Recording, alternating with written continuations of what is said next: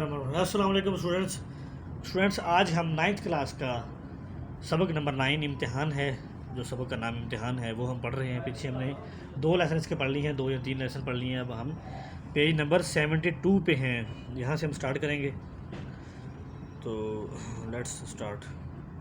जवाबी कापी देखी, उसकी आखिर की हदायतें पढ़ी, यानी कि जवाब लिखने के लिए जवाबी कापी देखी और उसमें हदायतें जो थी वो पढ़ी। सफ़ा अव्वल की खाना पूरी, यानी कि दिखावे का काम और खड़ा हो गया।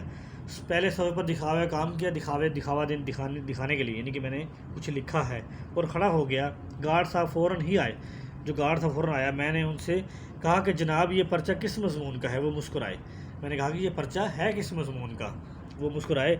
ज़ुबान से तो कुछ ना बोले, मगर पर्चे के उन्वान पर उंगली रख दी, कि पर्चे का ऊपर जो उन्वान था उसके ऊपर उंगली रख दी। उस वक्त मुझे मालूम हुआ कि असूल कानून का पर्चा है। दिल खिल गया, दिल खुश हो गया, दिल बाग बाग हो गया। मैंने भी कलम उठाकर लिखना शुरू कर दिया, क्योंकि असूल के लिए किसी किताब के पढ़ने की ज़रूरत तो है ही नहीं। कि असूल के लिए, असूल कानून था ना, तो असूल के लिए तो किसी किताब से पढ़ने की ज़रूरत नहीं है। इस मज़मून पर हर शख्स को राय देने का हक़ हासिल है। उसने कहा कि हर बंदा जो है इस मज़मून पर मशवरा कर सकता है, मशवरा दे सकता है, राय देने का, मशवरा देने का हक़ हासिल रखता है। एक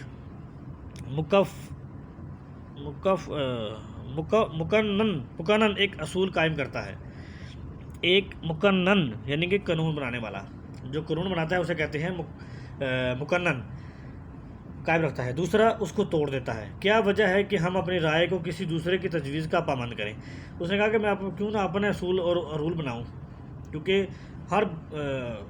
कि क्या वजह है कि हम अपनी राय को किसी दूसरे पर तजवीज़ का पाबंद बनाएं, कि हम अपनी राय देने के बाद किसी दूसरे को उसका पाबंद बना दें। मैंने अपने बराबर वाले से पूछने की कोशिश भी की, कुछ इधर उधर निगाह भी दौड़ाई, मगर गार्ड साहब मेरी हालत को कुछ ऐसा ताड़ गए थे, यानी कि ऐसा उसने अंदाज़ा लगा लिया था उसको कि हर वक्त बुलाए नागहानी, यानी कि ऐसी मुसीबत, ऐसी आफत जो अचानक हमला आवर हो जाए, उसे कहते हैं बुलाए नागहानी की तरह सर पर ही खड़े रहते थे। यानी कि उसने कुछ भी करने नहीं दिया, ना किसी से पूछने दिया, ना कुछ और करने दिया। ज़रा मैंने इधर उधर गर्दन फेरी और उन्होंने आवाज़ दी कि जनाब अपने पर्चे पर नज़र रखें। जब दूसरों से मदद मिलने की तवक्को मुनक़ते हो गई, यानी ख़त्म हो गई, उम्मीद ना रही दूसरों से मदद मिलने की, तो मैंने दिल में सोचा कि चलो इन गार्ड साहब से ही पूछ लेते हैं। मैं खड़ा हो गया, वो आए। मैंने फ़ौरन दरियाफ़्त किया कि जनाब इस दूसरे सवाल का क्या जवाब है? वो मुस्कुराए और कहा मुझे मालूम नहीं। मैंने कहा कि ये बराबर वाले बड़े ज़ोर से लिख रहा है, बड़ी स्पीड से, तेज़ से लिख रहा है, इनसे पूछ दीजिए, ये पूछ के बता दीजिए। और अगर आपको दरियाफ़्त करते हुए लिहाज आता है, यानी कि आपको पूछते हुए शर्म आती है, उससे पूछते हुए शर्म आती है, तो ज़रा इधर उधर टहलते हुए तशरीफ़ ले जाइए, मैं ख़ुद पूछ लूँगा। मगर वो कब हिलने वाले थे, यानी कि वो बिल्कुल इधर उधर नहीं हिला। कुतुब हो गए, यानी कि बुज़ुर्ग हो गए।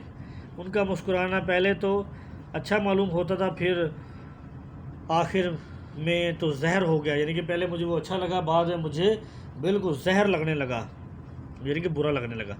मैं वल्लाह सच कहता हूँ कि अगर तमाम उम्र में कल्बी नफ़रत मुझे किसी से हुई है तो उन्हीं साहिब से हुई है, यानी कि दिली नफ़रत, कल्बी नफ़रत, दिली नफ़रत जो हुई है तो उन्हीं साहिब से हुई है, किसी और से नहीं हुई। इतनी कहाँ गया, उन्हीं साहिब से हुई है। गर्ज़ इस तरह ये तमाम दिन इम्तिहान में गुजर गए, लेकिन आप समझ सकते हैं कि ऐसे ज़ालिम के साथ ऐसी हालत में कि एक हरफ भी याद ना हो, पूरे 6 घंटे गुजारने कैसे मुश्किल होंगे।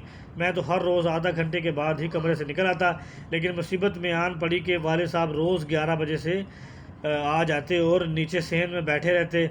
अब मैं जल्दी बाहर आ जाता तो जो रोब यानी कि दबदबा मैंने 2 साल के अरसे में कायम किया था, बनाया हुआ था उनके ऊपर, वो सब हवा हो जाता, यानी ख़त्म हो जाता। इसलिए कहरे दरवेश यानी कि अपने आप पर गुस्सा निकालना, इसे कहते हैं कहरे दरवेश, अपने आप पर गुस्सा निकालना। उसके बाद है बरजाने दरवेश, इसका मतलब है गरीब का गुस्सा अपने ही ऊपर चलता है। आखिर वक्त तक इम्तिहान के कमरे में बैठा रहता और जब नीचे उतरता तो वालिद साहब से पर्चे की सख्ती की ज़रूर शिकायत करता, वो भी मेरी तशफ़ी यानी कि तसल्ली के लिए। मुम्तहन यानी कि इम्तिहान लेने वाले को बहुत कुछ बुरा भला کہتے مجھے مطمئن کرنے کے لیے ان کو برا بھلا کہتے، لیکن ان کو یہ خیال ہو گیا تھا کہ کچھ بھی کیوں نہ ہو میرا بیٹا کامیاب ضرور ہوگا۔ امتحان ختم ہوا اور امید نمبر 1 اور 2 کا خون ہو گیا۔ اب ممتحنوں کے پاس کوشش کی سوجی، یعنی کہ انہیں کوئی رائے وغیرہ کے خیال آیا۔ والد صاحب ایک زبردست چٹھی سفارش کی لے کر ایک صاحب کے یہاں پہنچے، یعنی خط لکھ کر لے کے پہنچے۔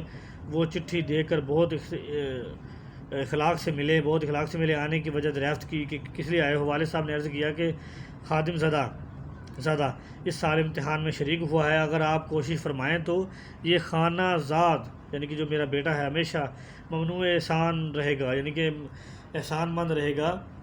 اس نے میرے بیٹے نے پیپر دیے ہیں، ذرا احسان کیجیے۔ وہ بہت ہنسے اور دوسرے لوگوں سے جو سلام کو حاضر ہوئے تھے فرمانے لگے یہ عجیب درخواست ہے کہ ان کے بیٹا تو امتحان دے اور کوشش میں کروں، یعنی کہ بیٹا امتحان ان کا دے اور کوشش میں کروں۔ بندہ خدا اپنے لڑکے سے کہو کہ وہ خود کوشش کرے، کہ اپنے بیٹے سے کہو کہ وہ خود کوشش کرے، یعنی کہ محنت کرے، پڑھے لکھے۔ بیچارہ بڑے میاں ایسے نادم ہوئے، شرمندہ ہوئے کہ پھر کسی کے پاس نہ گئے۔ کچھ عرصے کے بعد نتیجہ بھی شائع ہو گیا، یعنی کہ نشر ہو گیا نتیجہ، اور سب سے کم تر جملہ مضامین میں بدرجہ اعلیٰ فیل ہوا۔ سب سے اعلیٰ یعنی کہ سب سے زیادہ کم تر ترین نمبر تھے، سب سے کم نمبر تھے۔ خبر نہیں کہ وہ کون سے بھلے مانس ممتحن تھے، کون سے ایماندار ممتحن تھے۔ انہوں نے 2 نمبر بھی دیے، باقی نے تو 0 ہی ڈالا۔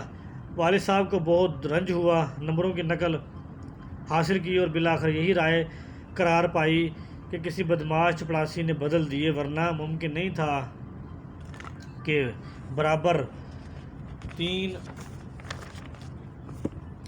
گھنٹے لکھا جاتا اور 0 ملتا۔